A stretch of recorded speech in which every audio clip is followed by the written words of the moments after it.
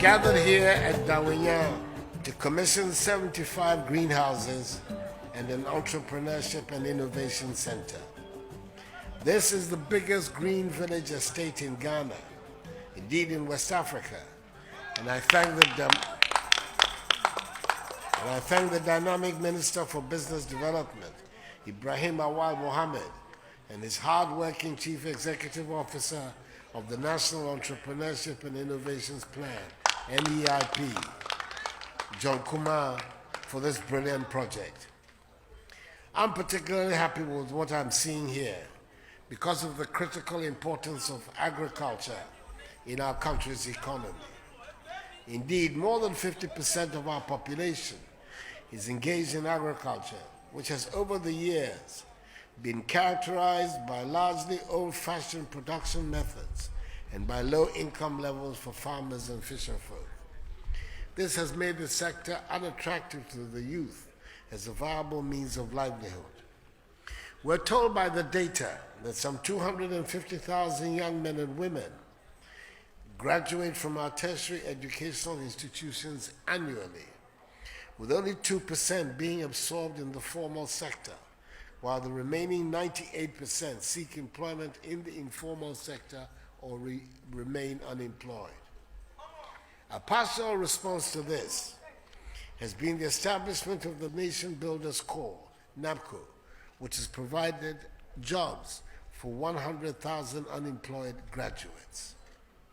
We are on course to remedying the situation more permanently and creating greater opportunities for the youth by building a strong and resilient economy with a focus on diversifying Ghanaian agriculture, adopting value addition activities, and promoting industrialization with digital services, which are the driving forces for innovation, higher productivity levels, and job creation. As we embark on the journey to modernize agriculture through greenhouse technology, which is a major plank of government's program for planting for food and jobs. This means that at this facility, the reliance on favorable weather conditions and on particular seasons for vegetable farming will now be things of the past. Indeed, cultivating vegetables in a greenhouse has many advantages. It allows the farmer to plant under optimal conditions. It ensures good development of crops, and it guarantees decent prices.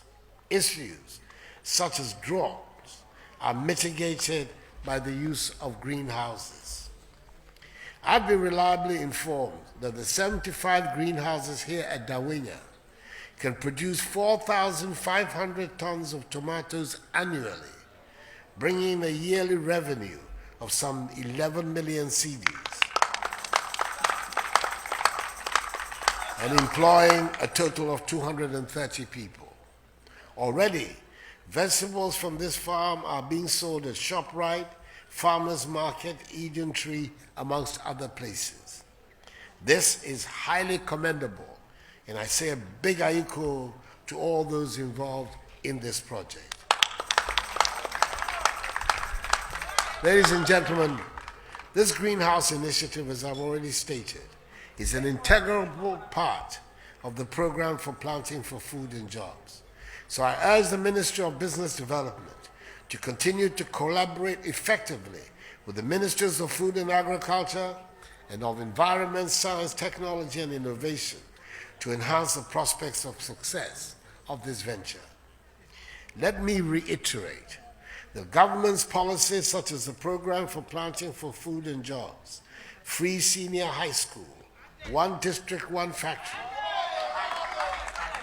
and the National Entrepreneurship and Innovations Plan are aimed at mainstreaming the country's youth into national development.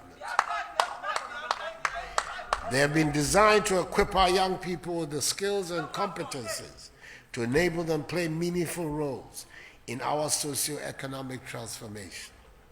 I encourage the Ministry of Business Development and NEIP to use the opportunity provided by the greenhouse facility and the multi-purpose conference center to build the capacity of young entrepreneurs to enable them become competitive in vegetable farming so that they earn a good living for themselves and create jobs for others. Please make good use of this beautiful 192-bed hostel, which has attached to it a multi-purpose conference center and health and recreational facilities to train more young entrepreneurs who want to venture into various fields of economic activity. I continue to state that while COVID-19 has wreaked havoc on all economies, including our own, it has had a negative impact on health and businesses. It has also presented opportunities which are being seized by far-sighted entrepreneurs. We have an opportunity to deepen our self-reliance and minimize our exposure and dependence on external sources. We must develop domestic solutions to combat the challenges presented by the pandemic and strengthen indigenous productive capacity. I charge the Ministry of Business Development to take the lead towards developing domestic businesses into successful enterprises that can create the much-needed jobs for the masses of our population, especially our youth. I have said, and I believe firmly, that we can build a Ghana beyond aid, that is a prosperous and self-confident Ghana that is in charge of her economic destiny, a transformed Ghana that is prosperous enough to be beyond needing aid, and a Ghana that engages competitively with the rest of the world through trade and investment. We can do this if we invest in entrepreneurship and ensure that our population is aggressive in pursuing the entrepreneurial agenda.